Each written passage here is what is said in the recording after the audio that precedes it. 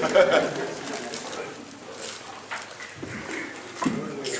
you for a very succinct, very informative. Yes.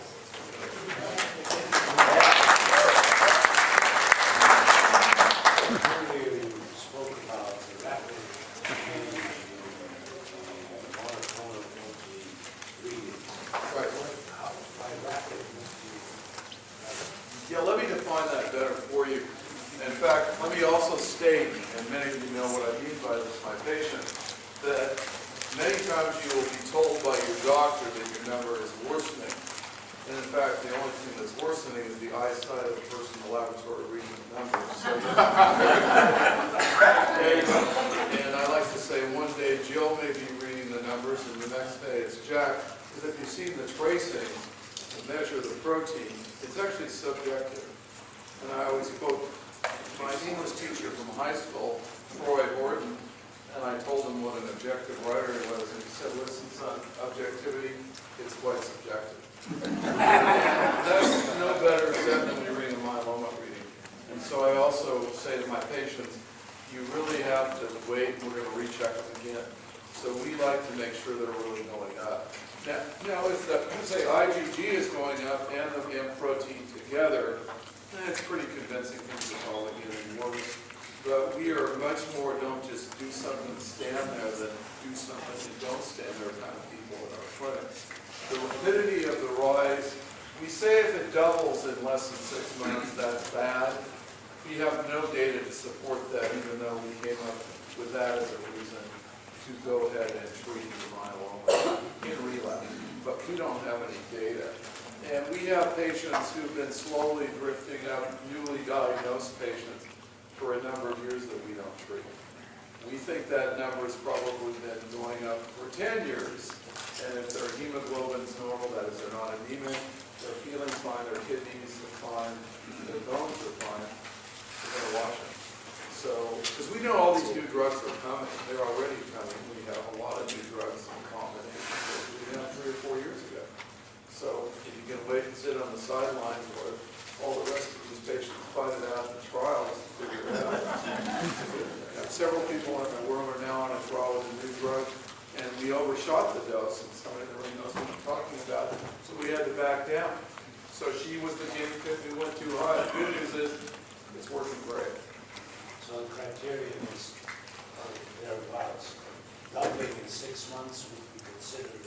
Now, the absolute criteria for relapse is if it goes up by more than 25%. So if it was 1 and it went to 1.25 M protein, or say the urine protein, the 24-hour collection went from 1,000 to 1,250, that's considered relapse. It's totally serendipity. You know, we come up with that in oncology in terms of relapse for any disease. It's totally a random event. Nobody says it went up 26 is different than 22. I think it's the direction that matters. In remission, for example, it goes from 2.7 down to 0.5. Yeah. It sort of stays there, 0.4, 0.5, 0.3, for many months, let's say 10 months. Then it's going back up to like 1 and 2 at a particular speed. Yes, but even a rise of more than 25% is considered a relapse. And, you know, if you're not feeling well, we're going to treat you. And we're not going to wait around for you to have a hemoglobin of 9 and a bone's falling apart. And the remission should be 0? No, I think, see, there's a lot of misinformation. I wish I could put up my own slides to demonstrate this, but I'll try to make an analogy to the table you're sitting around. So in myeloma, there's much to do about nothing, and that is complete remission, which is a complete balderdash. So the problem in myeloma, unlike my sister with acute leukemia, or my cousin Kenny in Portland, who was one of Drucker's first patients on that miracle leukemia drug, Gleevec, they truly have no leukemia left, either my sister or my cousin. The problem in myeloma is we measure a surrogate of myeloma, like PSA for prostate cancer.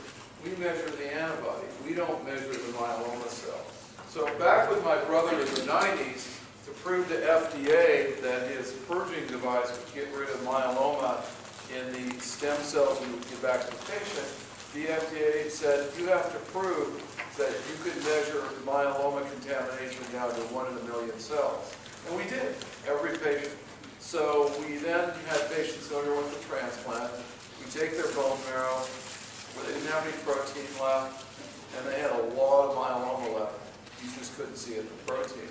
So people say, well, transplanted patients have longer remissions. And I say, well, duh, because they have undetectable protein.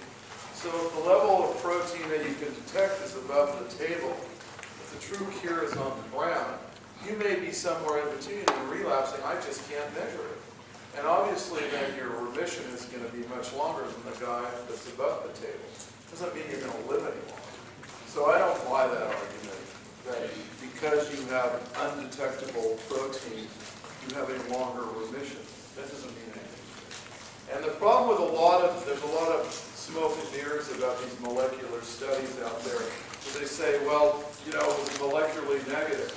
I don't believe any of that, because the problem is it's the sensitivity of the assay to measure. It's really hard to do that, and almost no laboratory can do it in the world. It's really hard. Yeah. I want to clarify that breast cancer question. Were you talking about the implant was causing the problem, or the fact that she had breast cancer would trigger? No, I'm talking about silicone gel. I'm not talking about breast cancer. No, silicone gel.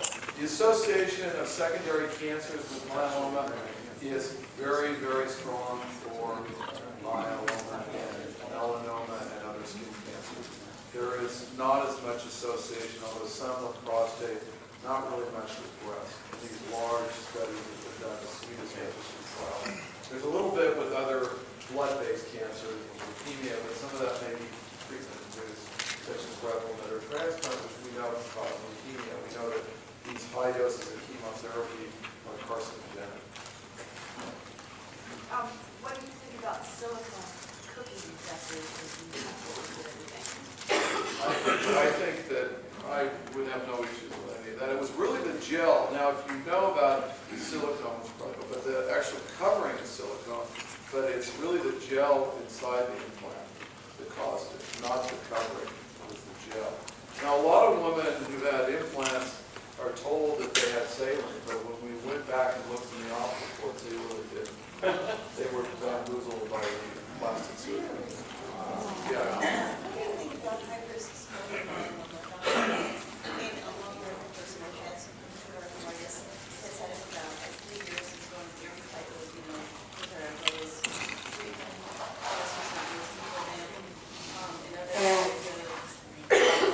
Well, I would tell you that a lot of the newer drugs, including Velcade and the newer version carfilzomib, actually were originally developed to treat rheumatoid arthritis. And in fact, the medical director at Millennium was a rheumatologist. The initial goal was to use those drugs to treat RA, rheumatoid arthritis, and SLE lupus. And an anecdote is a woman now who's on, I saw her yesterday, she's in complete remission on one of these new drugs, and her SLE symptoms are gone. They went away. Do you know many trials that a person like that would qualify for? Well, not specifically. There are some high-risk trials being done. The problem with high-risk trials in smoldering myeloma, and you probably would agree with me, if I'm going to live, hopefully 30 years, I don't want to get a drug, say, like a Revlimid, which has all this secondary cancer, because I'm going to live long enough to get it. So that's the problem now, is that, these people come up with, oh, if it works for real good myeloma, I'm going to use it in smoldering. I'm like, that's great if it's a no-risk drug. And that's what I've been very happy. I know that Millennium is sponsoring today, but long-term use of Millennium, there's been no cumulative risk, anything like zero. Maybe a little skin cancer, but that's it. So we don't see cumulative nerve toxicity. That's what's been good about that drug. My next drug would be Iemmsg. For myeloma. No, for RA. Oh, yeah, well, there's a billion other drugs, as you know, now being developed for RA. So, well, no, I can't, I'm not a rheumatoid arthritic expert, but, I don't know. I can tell you, a lot of the drugs we use for myeloma really are great for RA and for lupus, because they're anti-inflammatory drugs. When I started on Velcade, my IgA was at 83, and it's climbed now. It's still in the normal range at 297, but it's headed up like 20 points a month or something like that. Now, what you were talking about before is before giving up on What kind of myeloma, do you have IgG myeloma? IgA. You have IgA myeloma. And what you were saying before, giving up on that, on giving up on Velcade and going to say Kyprolis or something like that, there's the possibility of combining the Velcade with Do you something know, else. okay, here's a really interesting question. Do you know if they measured your IgG and your IgM? Yes, AGG is normal. And what's your IgM, normal? It's low. A little low. But your IgG, did your IgG actually go up? It went Okay, back in. here's a really good one. You guys need to know this. So what happens a lot, and I've seen a lot of cases, the patient has an amazing remission, and say they have an IgA myeloma, and their IgA starts going up, and the doctor goes, oh my God, they're relapsing. You know what? Those people are having the world's best remission, because what's happening is your immune system is now reconstituting itself. And so what we believe, and now we're trying to prove, we have a lot of data to support it already, is that this new marker we found, this BCMA guy, what it does is, when you're not in remission, it circulates and grabs the proteins that grow your normal antibody-producing cells, because we know that's what it does on the surface of the cell. But when it circulates, it sucks up the growth factors for antibodies to be produced. So what happens if you go into great remission, that protein's gone, those growth factors drive your normal antibodies. So what happens a lot in myeloma patients, their proteins go up, and the oncologist just focuses on, say, IgA and doesn't measure the other ones, and goes, oh my God, you're relapsing. You're not, you're having the world's best response. So people who normalize, who start low, and their IgGs come up, and they don't have an antibody you can measure, you guys live forever. You guys have the best response.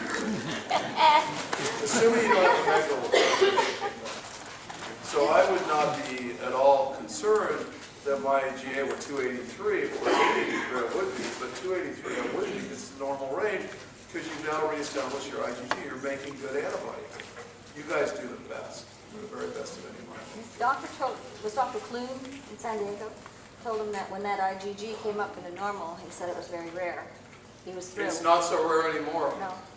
It's so much more common now with all these great drugs. We see that all the time, that people have good responses to Velcade, they normalize, and it's like, wow, they're going to live forever, and they do. They live for usually a long time in remission. Those are the best remissions.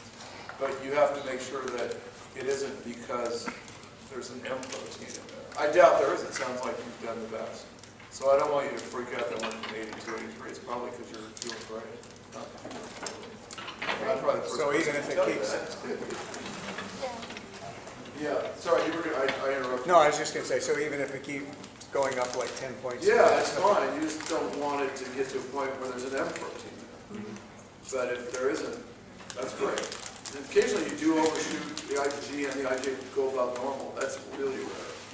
But the body overcomes. That's real. I don't want to see that couple times. But if there's